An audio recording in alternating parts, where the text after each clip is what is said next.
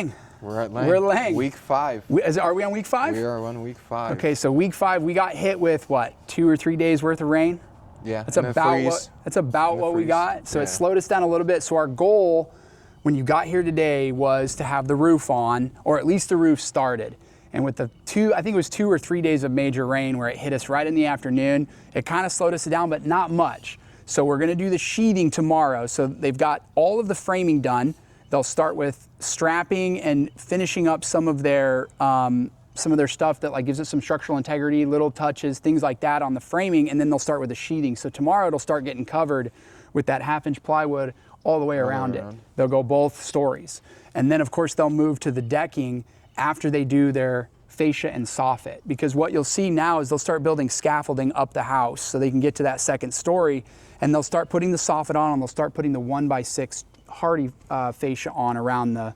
So they do the soffits before they do the roof deck? Yeah, because the roof then, so they'll do their what's called band boards. So they'll put 2x4s all the way around on the rafters where they're sticking out. So they'll do a band board all the way around. And then they'll put a 1x6 piece of hardy fascia on that.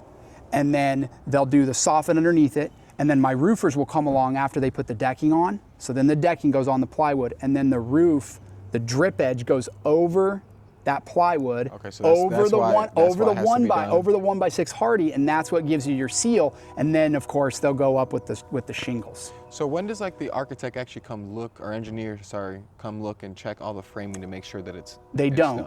Our engineer we take diligent photos and diligent video, and unless we need something changed on the plans where he has it slated one way to be built and we want to go a different direction, we won't call him for a change. Okay. What we will do is we'll actually go through and we'll take pretty diligent photos and pretty diligent videos, and if he has any questions, then he'll come out. But for the most part, assuming that we build it to plan, he shouldn't see anything that concerns him. And does the framing get inspected by the city as well? Yeah, so the framing, so they do, with the city of Alvin, they're very small. So they have 3 inspectors, we've talked about it before.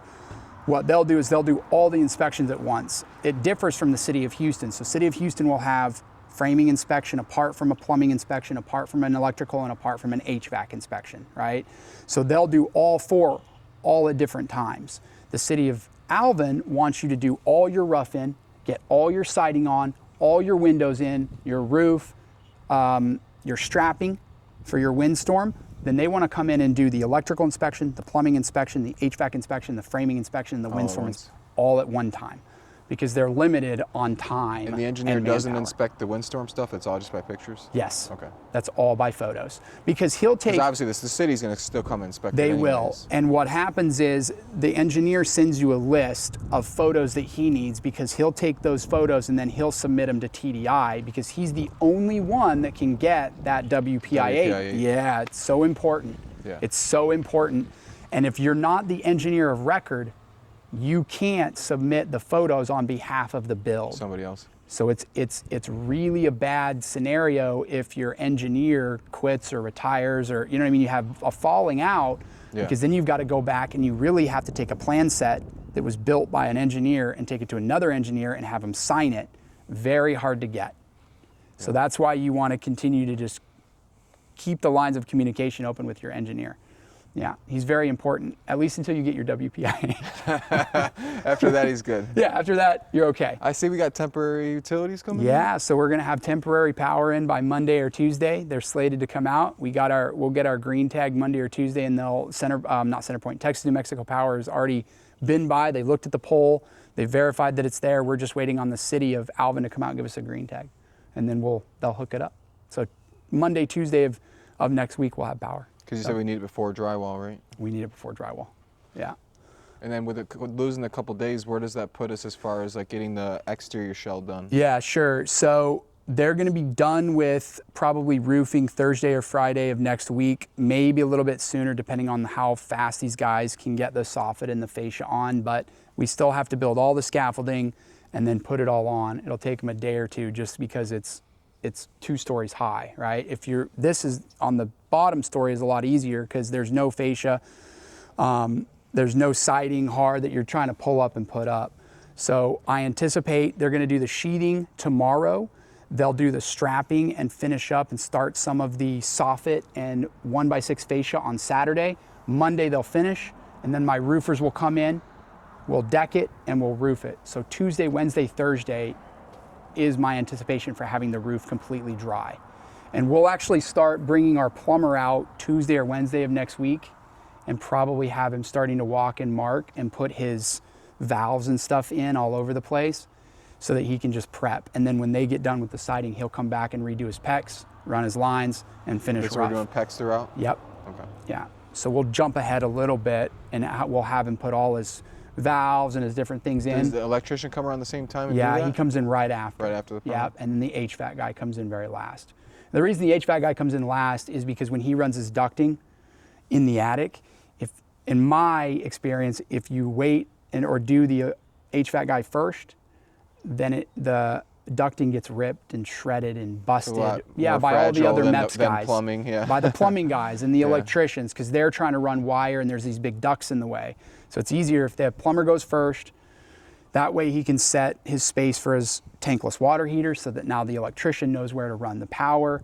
They obviously set the gas, the plumbers do. That way the electrician knows where to run the stove and all of the rest of it. So it kind of falls in line. So plumber first, electrician, and HVAC is the way we run our MEPS. Washer dryer the dryer gonna be gas or electric? They'll be gas and electric. Both. So I'll have my guys run both. So we'll have 240 on both the range and the dryer. And the stove. So they can have electric stove or a gas stove? It's very rare to get a tenant or a buyer that wants electric stove Very over rare. gas. That's why I'm surprised we did it. But it usually happens, if gas is that. and that's why we do it. And so it's included all in our MEPS guys' prices, so we'll run it anyway. That way they'll have the option. How are we on budget so far? Budget, we're good. It looks like we're gonna come in about $4 to $6 grand under on framing and roofing. So we'll bring back more money, and I think that leaves you at what? What do you have out, not total, but out of pocket that you may not be able to draw in draws, do you know? I haven't like looked. 20 grand maybe? Probably, something like that. Yeah, so hopefully it'll bring them down into the 14, 15 range, and then one more will get you so close to being almost a true zero out only halfway through the build as opposed to doing it at the end. Yeah, and like I said, we might not even pull a draw. If we can do this thing in 90 days, run. We'll just, yeah. I'd rather make that money on the back end and agreed versus doing that, so. Yeah, I know you're trying to save on the budget as much as you can with I try, that, and that's why I'm doing my part and not pulling a draw right away. All of these studs, when you get the next bill or the next running budget, the invoice, what you'll see is all of these studs, if you looked online, are like $4 or $5 a shot. I ended up buying 1,800 studs at $2.05 a piece 8 months ago, and they've been sitting over at CR 180 under a tarp, and that's all the studs you see here.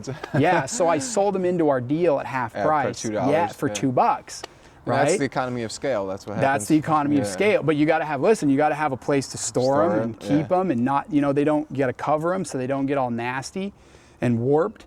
So we had the opportunity to do that. Yeah, so I bought 1,600. We've still got about half left. We use about 800 studs collectively on this building. How do you, when you're doing a build like this and you've never done this plan set exactly, how exactly are you figuring out how many studs you have to, you just kind of know because you've been doing it for a long time, or somebody that's never, it's their first build and they're trying to get a material list or a budget for themselves, what would they say? The first thing you should do is when you get your plan set, take it to a Lowe's or a Home Depot or a McCoy's or a McCauley's, and they'll do a takeoff of everything you need down to the last stud that you're gonna use on that project. Really? So yes. Just your plan set? You it takes about 3 weeks. They're going to tell you? Yep, it takes about 3 weeks. No it's shit. It's an AI, so now they have an AI program, Lowe's specifically. I'm not quite sure about the other builders, but they'll put your plan set into a program, it'll map it, and then it'll tell you everything you need based on your measurements on that plan set. 4x4s, all of it, literally your everything? joists, your joists, your beams, and then they'll have a material list and they'll give you a total price. No shit. Yeah, now with Lowe's, and I'm sure with other vendors as well, you can color code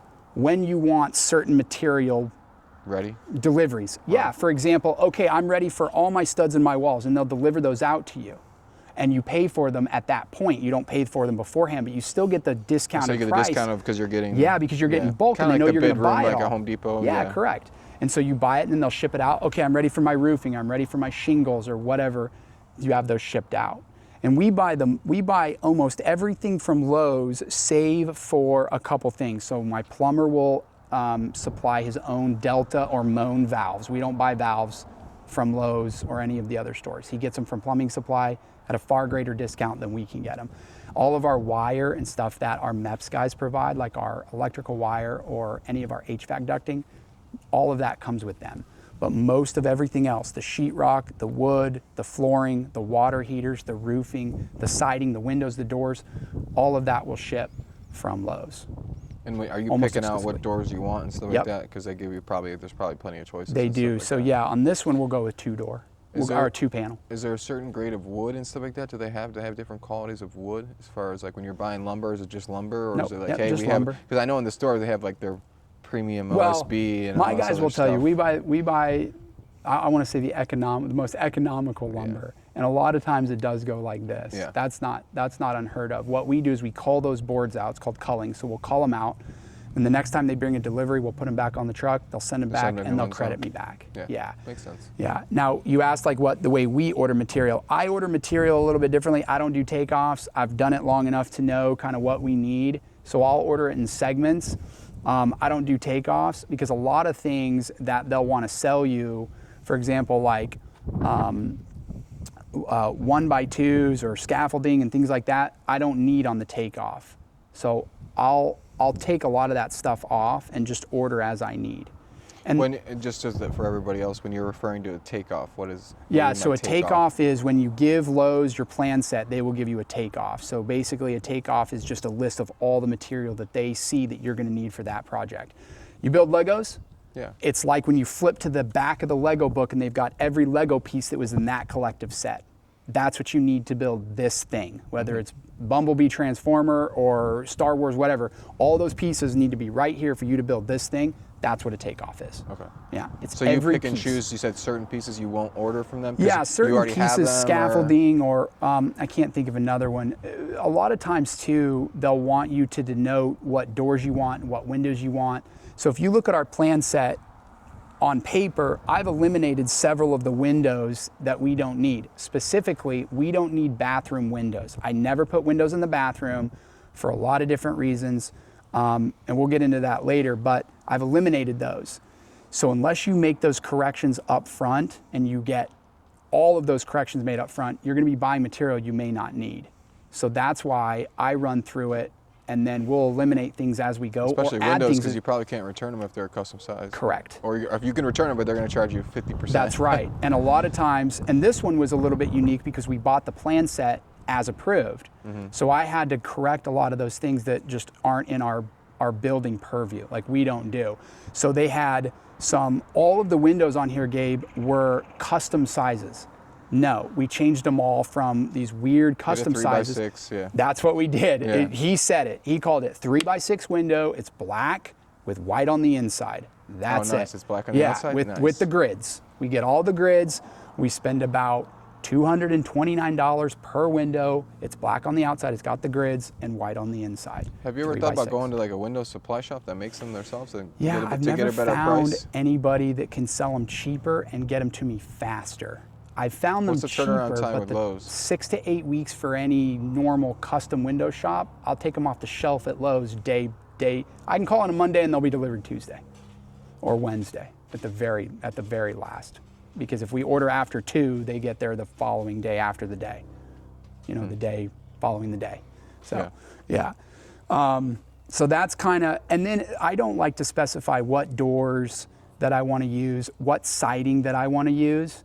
Unless you get super granular with your plan set, with your architect, and say, okay, I want vertical siding with board and batten look here, and I want horizontal siding here, and I want wood fascia here, or wood siding here.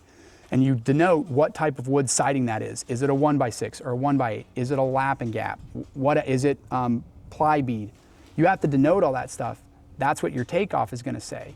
So I like to have. You can wait till the end and kind of pick and choose. Yeah, Gabe, I like to have the flexibility like we've talked about in previous videos of, okay, when we get to the siding, it's going to be kind of cool because now we get to play around with some colors. Yeah, and some different things. Maybe we go vertical here, or horizontal here. Maybe we change it. Maybe we do a little bit of a wood accent. Things like that, I like to be able to flex. Whereas if you just did a takeoff and adhered to it, it's the easiest way to do it by far, but you have to make sure that you're detail oriented on the front side when you start doing your plans. And that's just stuff that you learned over the years of doing it? Yes. the first person doing it. You've known me well enough. I like to be a little flexible, you know what I mean? Yeah. People get rigid, I don't. I like to be a little bit flexible, and you never know because we may see something that's new that we want to do. You may be driving especially if we start building a cell or something like that or whatever, you're going to want to be in the front line of that. How often do you drive down the street and you see something new going, and you're like, wow, I really like that. I'm going to file that in my mental log. I have notes on my phone. Yeah, and I watch HGTV in the background all day, and it's only for that certain reason that if I see something that happened to catch my eye, like, hey, that's kind of smart. Like, it's new. Yeah. Because I think it's ever changing. It doesn't matter. Like, you can, like, especially like the Airbnb world and stuff like that, you can, hey, everybody's doing this, and it's like, then you'll see some person will go to stand out, and then everybody will be doing that, which it might be the same thing that they got away from that everybody else did, but it's like, it's trends. When is shag carpet coming back? It's coming back, It's coming back. They're going to have carpet in bathrooms pretty soon. Oh my God, I hope not. Yeah, me too. So but, that's what we've got going. What else? I'm trying to think of what else. What's coming next? Yeah, so after the roofing and the siding goes on, it slows down because your tradesmen come in. It takes about a week on average for each one to get through, and they'll overlap by half a week. So it'll be about, do they come at the same time? Yeah, it'll be about 2.5 weeks maximum for all of my guys to get through what they need to do. And at that point, we'll have the inspector come in.